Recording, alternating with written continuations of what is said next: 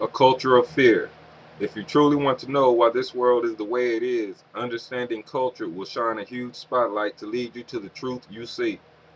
I will use the USA in this example, but know that even concepts follows universal laws. Therefore, this is for every culture on the planet, past, present, or future.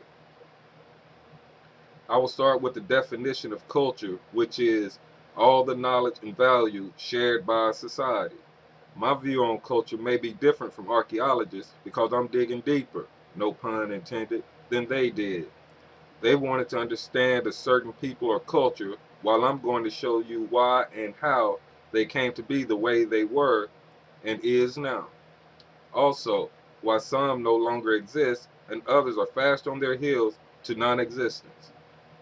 That's the beauty of universal laws. They are timeless. When you understand them, you can clearly and logically trace a culture's origins and see the choices that were made and their short and long term benefits and consequences.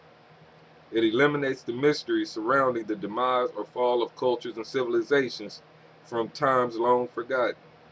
Why do I think this is important when the times are so hard now? When recessions and job losses and crimes are rising to staggering levels? I'll tell you. It's because those issues are results of a culture that is not built on universal laws and self evident truths. You can deny or ignore them to your peril, which, from the look of things today, you have been doing just that. By you, I'm talking about your society that you are a part of, not you specifically. Now is not the time for blame, and the one that set this process in motion has been dead for ages.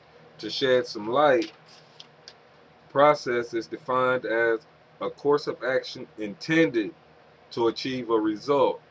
According to self evident truths, I know that a process can outlast its creator, i.e., business processes, politics, religions, etc. They just call it tradition, culture, and so on, but it's still the same process tweaked and manipulated over time with the core foundation left intact. With that said, let's take a look at that core foundation that spawned and to this day support our culture. I call it a culture of fear and divisiveness. When I'm through, depending on how open your mind is to self-evident truth, you may even use stronger language to describe it. Logic tells me that this world wasn't always like it is today. Why do I say this? Just look at the world around you today via newspapers, radio, TV, internet, etc. You don't need a PhD or to be a rocket scientist to see that this world is in a death spiral, and no one seems to have a realistic solution to stop it. Now try to imagine this world you see today going on since humans appeared on this planet. I say try because not even you can imagine. I have no doubt that you and I had the same thought go through our minds. We'd have blown this planet to smithereens ages ago. At the least, it would be uninhabitable. Sure, they can come up with a quick fix band-aid for some of the problems, which are really results, facing this world, but until they and you realize that fixing results is not the same as fixing the source of the results, we're going to need a lot more band-aids and bigger ones at that. The vast majority of people on this planet aren't even aware of the source. Some, though, know that something is not right, but can't quite put their finger on it, so to speak. Quite a few are so short-sighted that they can't see past their bank accounts. They are fully invested in keeping things the way they are for as long as they can, and to hell with you if you weren't in the VIP seat with them on this fast-sinking ship. This brings to mind a self-evident truth. You cannot change this world if you are a part of this world. I'm going to let you ponder that one for a while. The reason I call this a culture of fear is because it is a self-evident truth that humans are born with only two fears and two fears only. And when you hear them, you will know for yourself. Those fears are falling and loud noises. These are the only fears given to us from the Creator, and their purpose is self-evident. Back in the days when we were in tune with the universe and knew our place in it, we didn't need all the trappings of the present day, i.e., houses, stores, etc. We lived off the land, and the land provided all we needed. But we weren't alone. There were other animals around, some more dangerous to us than others. We are naturally most vulnerable when we are babies, just like any other animal, even lion cubs. For those of you still doubting, take the time to watch Big Cat Diary and see for yourself how an instinctive fear of loud noises keeps them safe and alive. As for falling, the same can be said. Plus, they didn't have doctors to run to when injured. So a fall that we laugh at today, some people do, could have proven fatal, especially with big meat-eating animals in the area. Now, even the most closed mind can understand and accept that logic. Now, coming from a time and state of being where we only have two fears, how do we get to the state of being where our fears are legions, innumerable? In this world today, we fear everything, from being alone to our God that is said to be our Savior. Nowadays, they use a word called red flag. That is supposed to signal something isn't right.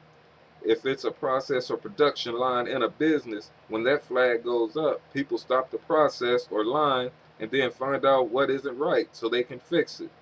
No one gains by producing a steady stream of defective products, or do they? I mean, have you seen any red flags on this issue before this video?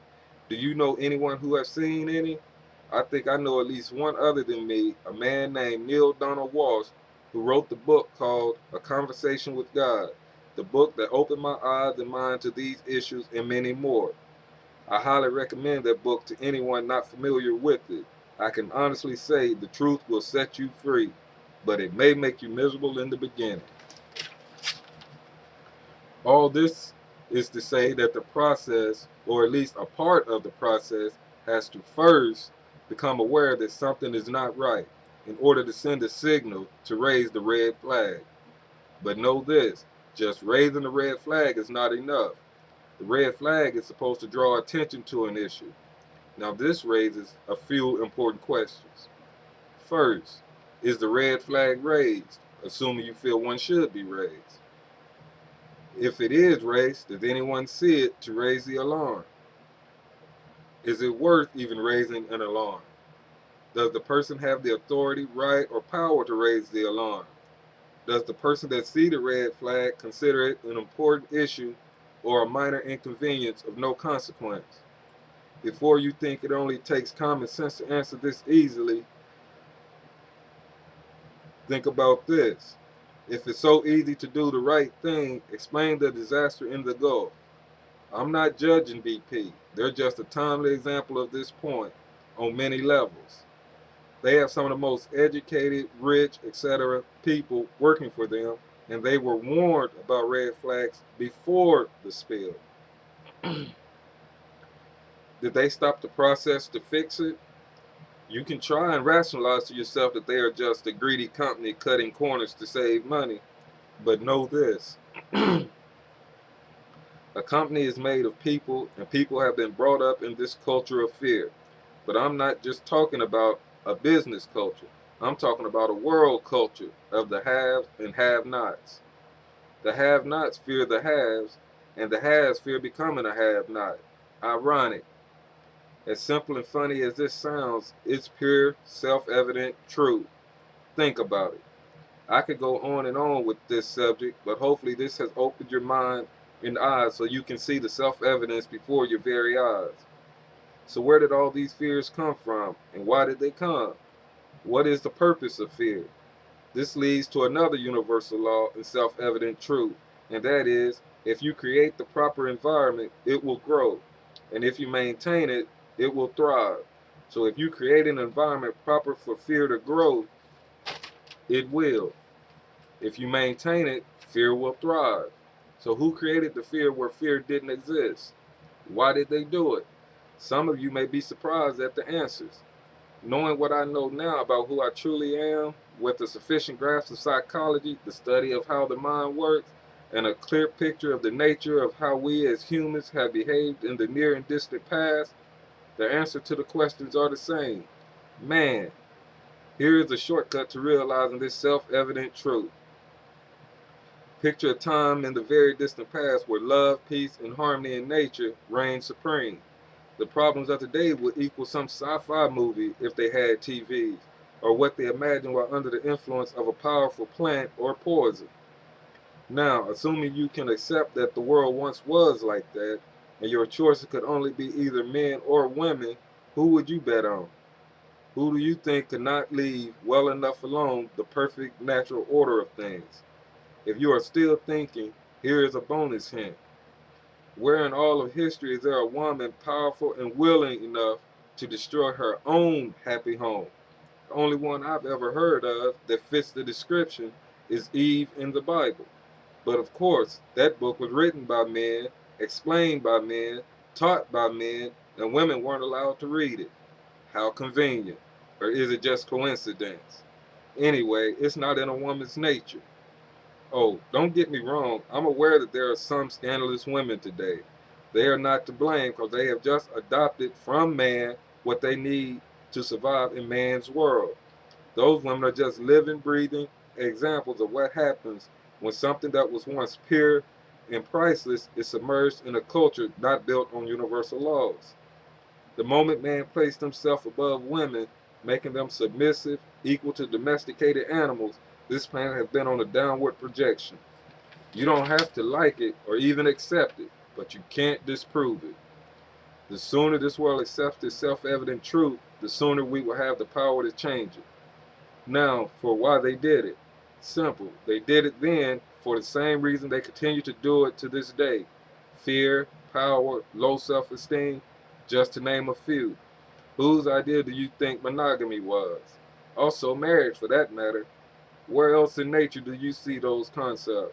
The only one I can think of are wolves. Anyone volunteering to be the lone wolf? With people so afraid of being alone today?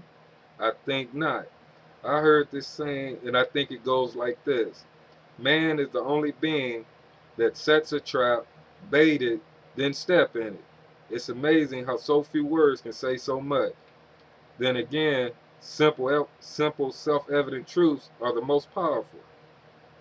Like G.I. Joe said, now you know, and knowing is half the battle. The other half is, what are you going to do with this knowledge? Know this, as I close for now. Until someone decides to do something about it, it will only get worse. Remember, doing the same thing expecting different results is a sure sign of insanity. Thank you for listening.